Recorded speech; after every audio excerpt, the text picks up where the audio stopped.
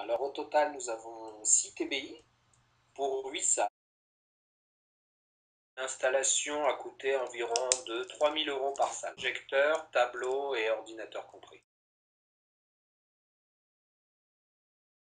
Ici, on avait déjà un TBI, mais seulement 2 personnes l'utilisaient et pas à fond nécessairement.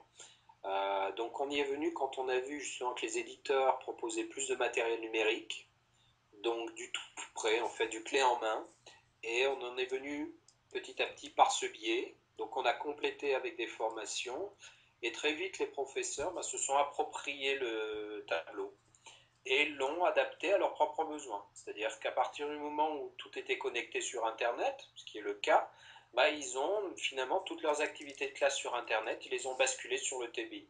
Donc en plus des outils éditoriaux, les ressources TBI que l'on peut trouver, qui ne sont pas trop bricolées, on tombe sur un usage Internet, vidéo, multimédia en fait, sur le TBI.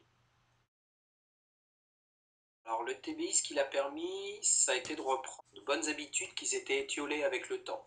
C'est-à-dire que les profs ne se réunissaient plus véritablement pour parler pédagogie.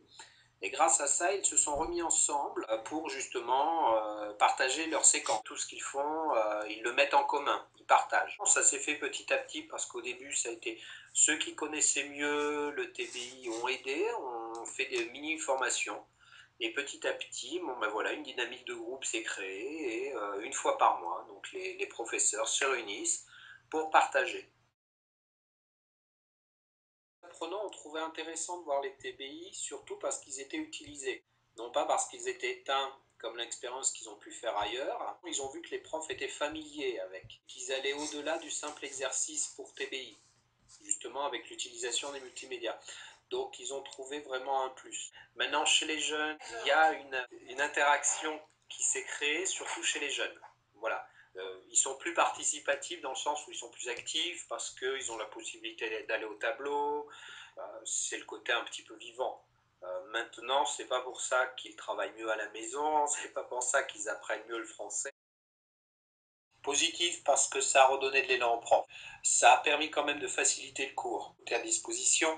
On peut aller plus loin, chercher des choses que l'on n'a pas prévues dans le cours. Ça peut être une question de l'élève qui demande quelque chose, on va le chercher sur l'internet. Et le négatif, c'est aussi peut-être parce que les professeurs se sont concentrés sur le tableau, à tout didactiser pour ce support.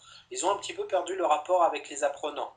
Donc le tableau a glissé entre eux et les apprenants, mais de manière un peu opaque. C'est-à-dire qu'ils s'adressent au tableau et les apprenants se servent sur le tableau.